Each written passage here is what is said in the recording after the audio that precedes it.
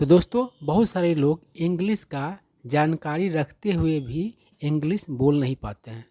इसके पीछे का एकमात्र कारण है प्रैक्टिस का नहीं होना। तो चलिए हम लोग इंग्लिश बोलने का प्रैक्टिस करते हैं, ठीक है। तो कुछ क्वेश्चंस आपसे किया जाएगा और आप उस क्वेश्चन का आंसर करने का कोशिश कीजिएगा। तो चलिए, पहला क्वेश्चन है, is a train journey your favourite. I think आपको क्वेश्चन समझ में आ गया होगा। क्या कह रहा है कि क्या ट्रेन जर्नी तुम्हारा फेवरेट जर्नी है। फेवरेट के बाद जर्नी नहीं लगा है, इतना ही से क्लियर हो जा रहा है। तो इसका आंसर आपको करना है।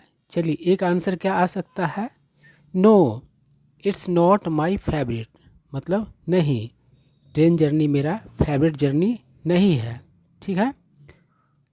या फिर आंसर आ सकता है, यस इट्स माई फेवरेट, मतलब हाँ, ट्रेन जर्नी मेरा फेवरेट जर्नी है, ठीक है। अब अगला क्वेश्चन देखिए। अगला क्वेश्चन है, why is a train journey your favourite, मतलब ट्रेन जर्नी तुम्हारा फेवरेट जर्नी क्यों है। तो उसका आंसर क्या होगा, इट्स माई फेवरेट, मतलब ट्रेन जर्नी मेरा फेवरेट जर्नी है, and there are many reasons for it, और इसके कई कारण हैं। नंबर 1, इट्स चीपर, मतलब यह अन्य के तुलना में सस्ता होता है। कॉम्परेटिव का प्रयोग कर रहे हैं यहाँ पर, चीप का नहीं कर रहे हैं, चीपर का प्रयोग कर रहे हैं, तो मतलब दूसरे से तुलना है यहाँ पर, ठीक है। तो इसका अर्थ हुआ कि यह सस्ता होता है। उसके बाद है, इट्स मोर कंफर्टेबल, मतलब यह ज़्यादा आरामदेह होता है। थर्ड, इट्स फास्टर, मतलब यह अन्य जर्नी के तुलना में तेज़ होता है। वैसे एयर जर्नी इससे भी फास्ट हो जाएगा, लेकिन यहाँ पर हम लोगों को उतना डिटेल में नहीं जाना है। आप एयर जर्नी को छोड़कर अगर बात कीजिएगा तो और जितने भी वाहन हैं उससे तो ये फास्टर ही होता है। चलिए आइए देखिए क्या कह रहा है, have you ever travelled without a ticket, मतलब क्या तुम कभी बिना टिकट के यात्रा किए हो। आंसर क्या हो सकता है, no I have never travelled without a ticket. दोस्तों एक बात आपको ध्यान देना है, ट्रेवल जो है उसमें ईडी लगाने पर कहीं कहीं पर आपको डबल एल भी दिखेगा, कहीं कहीं पर सिंगल एल भी दिखेगा, ठीक है। तो दोनों स्पेलिंग सही है।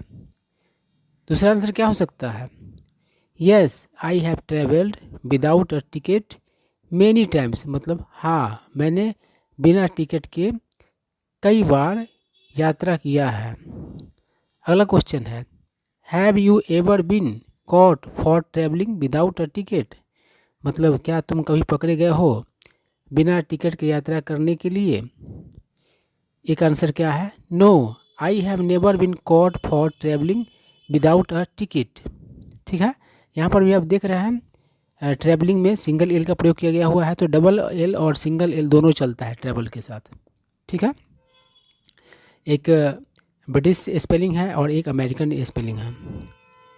चलिए दूसरा आंसर क्या हो सकता है, yes I have been caught twice for travelling without a ticket, मतलब हाँ, मैं 2 बार पकड़ा गया हूँ बिना टिकट के यात्रा करने के लिए। उसके बाद है, have you ever been fine for travelling without ticket, मतलब क्या तुम्हें कभी जुर्माना लगा है बिना टिकट के यात्रा करने के लिए।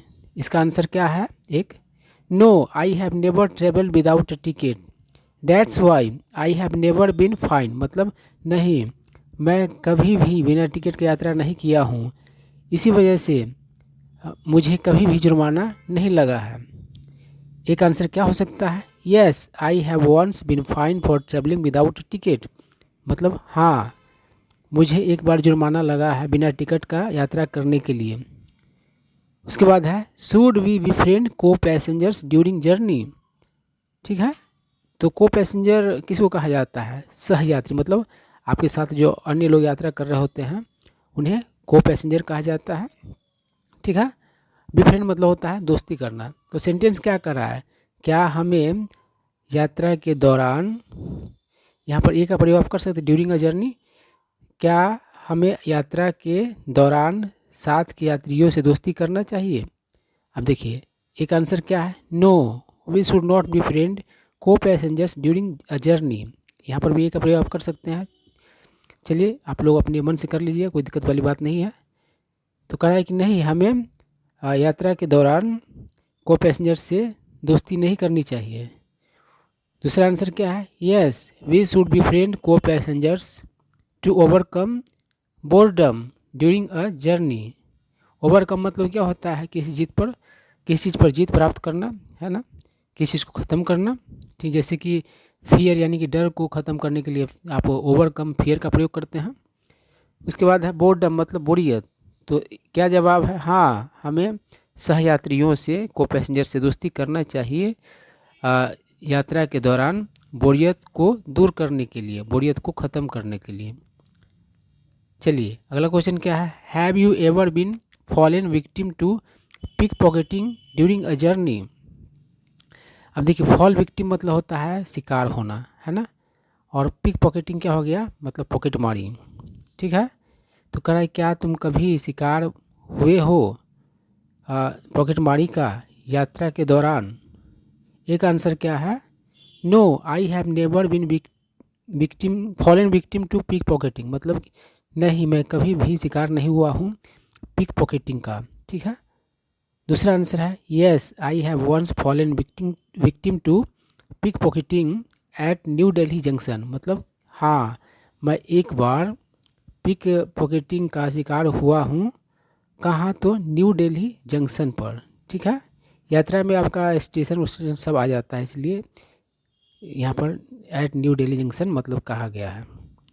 उसके बाद क्या कह रहा है, should we carry heavy luggage with us during a journey, मतलब क्या हमें भारी लगेज लेकर के चलना चाहिए यात्रा के दौरान। एक आंसर, इसका आंसर क्या दिया गया है, no we should not carry heavy luggage with us because it causes us as well as our fellow passengers inconvenience, मतलब नहीं हमें हेवी लगेज नहीं लेके चलना चाहिए क्योंकि यह उत्पन्न करता है असुविधा हमें और साथ ही साथ के यात्रियों को, मतलब सह यात्रियों को। ठीक है, फेलो पैसेंजर्स मतलब भी क्या होता है, को पैसेंजर्स होता है। चलिए अगला क्या है, do you get off the train when it stops at an intermediary station. देखिए इंटरमीडिएरी स्टेशन कौन होता है, यानी कि बीच का स्टेशन। मतलब मान लीजिए आपको पटना से दिल्ली जाना है, तो बीच में जो स्टेशन आएंगे वो क्या कहलाएंगे, तो इंटरमीडिएरी स्टेशन कहलाएंगे। तो क्या कह रहा है, क्या तुम उतरते हो, गेट ऑफ मतलब उतरना, गेट ऑन मतलब चढ़ना। तो कह रहा है क्या तुम उतरते हो ट्रेन से जब यह रुकता है, जब वो मतलब ट्रेन रुकती है इंटरमीडिएरी स्टेशन पर।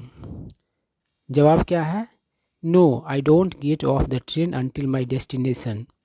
डेस्टिनेशन मतलब मंजिल। तो क्या कह रहा है कि नहीं मैं नहीं उतरता हूँ ट्रेन से अपनी मंजिल तक। ठीक है, अगला क्या है, yes I get off the train at some stations to buy eatables, मतलब हाँ मैं ट्रेन से उतरता हूँ कुछ स्टेशन पर खरीदने के लिए। क्या, तो ईटेबल्स, ईटेबल मतलब खाने पीने की चीज़ें, खाने की चीज़ें, फूड आइटम्स। उसके बाद क्या है, do you by eatables during a journey, मतलब क्या तुम यात्रा के दौरान खाने पीने की चीज़, मतलब खाने की चीज़ें खरीदते हो, खाद्य पदार्थ खरीदते हो। तो क्या है, no I don't buy any eatables during a train journey, नहीं मैं यात्रा के दौरान मतलब कोई ईटेबल्स नहीं खरीदता हूँ। दूसरा जवाब क्या है, yes I by eatables during a train journey particularly chips and biscuits, मतलब कि हाँ मैं ईटेबल्स खरीदता हूँ जर्नी के दौरान, ट्रेन जर्नी के दौरान खास करके चिप्स और बिस्किट्स। उसके बाद क्या है, which is your favourite birth, lower middle upper side lower और साइड अपर। ठीक है, यहाँ पर ध्यान देने वाला बात है, बहुत लोग बर्थ का स्पेलिंग BIRTH लिखते हैं, यानी कि जन्म दिन वाला जो होता है, जन्म वाला जो बर्थ होता है उसका स्पेलिंग लिखते हैं। इसका स्पेलिंग क्या होता है, BE होता है। ठीक है ना, BERTH। तो ध्यान रख रहे हैं इस बात का। तो कह रहा है क्या तुम्हारा फेवरेट बर्थ कौन है, लोअर या फिर मिडल या फिर अपर या साइड लोअर या फिर साइड अपर। आंसर क्या है, माइन इज अपर, मतलब मेरा जो है फेवरेट बर्थ वो कौन है, तो अपर यानी कि ऊपर वाला है, ठीक है। और आप अपने हिसाब से कह सकते हैं, आंसर कर सकते हैं। तो इस तरीके से आप प्रैक्टिस कीजिए और बहुत ही आसानी से आप इंग्लिश बोलना सीख जाएंगे।